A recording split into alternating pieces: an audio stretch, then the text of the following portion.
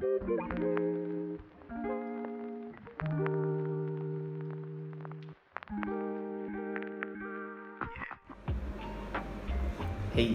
so my name's Rence, and I'm gonna be sharing with you my, uh, well, how do I say this? How do I begin with it?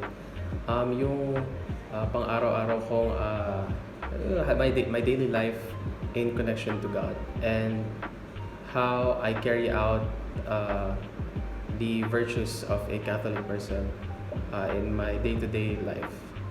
So currently, I am not in the Philippines. I am in Bahrain with my family since my dad is working here. Uh, Ever since the lockdown happened in Manila, ever since the academic break, which was about a year ago, uh, around the same month last year, started. My family decided to move here so that we could be together despite the pandemic, uh, despite the pandemic taking place all over the world. So, um, being Catholic here in Bahrain with my family is a lot like, um, being a Catholic in the Philippines. We still uh, do deeds that make us Catholic and makes us uh, a lot like um, the Filipino families in the Philippines. And just like any other Filipino family would, uh, we always put God in the center of our life. Uh, and we always thank uh, each blessings that we have. Kasi kung tutusin, no, this pandemic really showed us that we really have to count our blessings because this pandemic has showed us that ang dami pong yun nga po, went through unfortunate situations because of how this pandemic turned out. Ang dami pong nagkasakit, nawalan ng trabaho, and despite all those situations, I'm thankful na my family and I are still blessed and privileged that kahit papano nagkakasama-sama pa rin kami. And for a family, I think and I believe that in this situation o kahit sinong pamilya very blessed na basta kasama lang nila ang kanilang family. And how do I carry out my day-to-day virtues as a Christian or as a Catholic?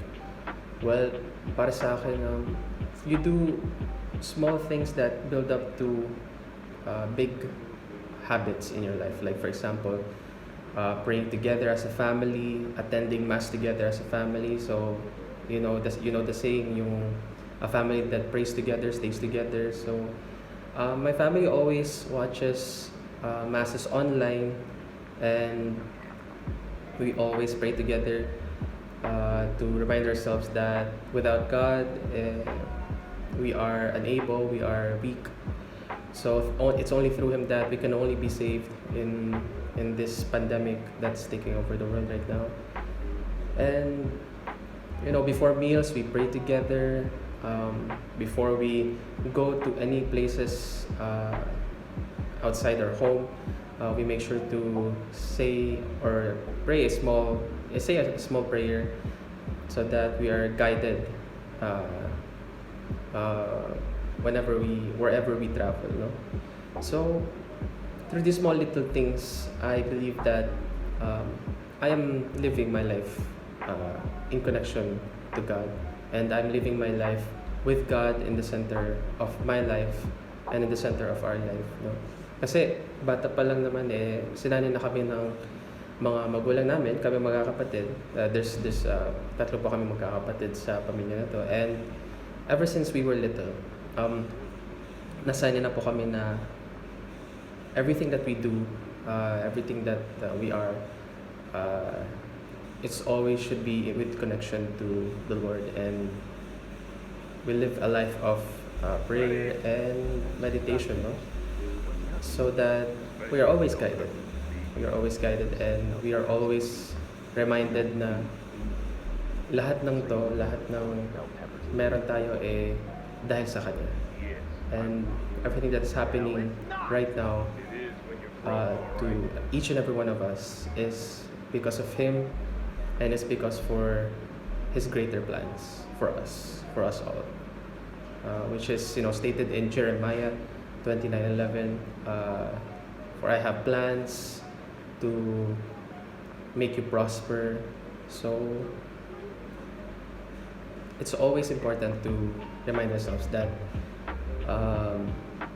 it is only through God we are saved,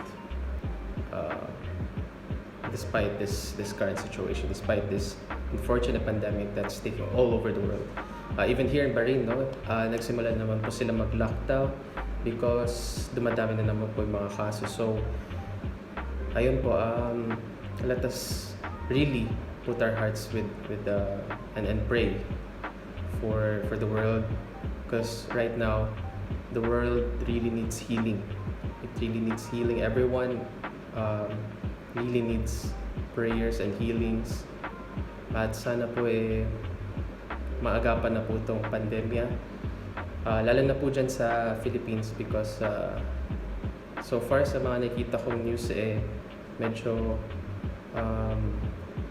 medyo hirap po yung pag-distribute ng mga vaccines, and from what I see, from the statistics that were showing from the news just kanina when I was watching the news, the cases aren't really significantly going down. So para po dyan sa mga ating mamamayan na always follow health protocols, always stay safe, at lagi po tayong magdasal, because it's only through the prayers that we are truly saved.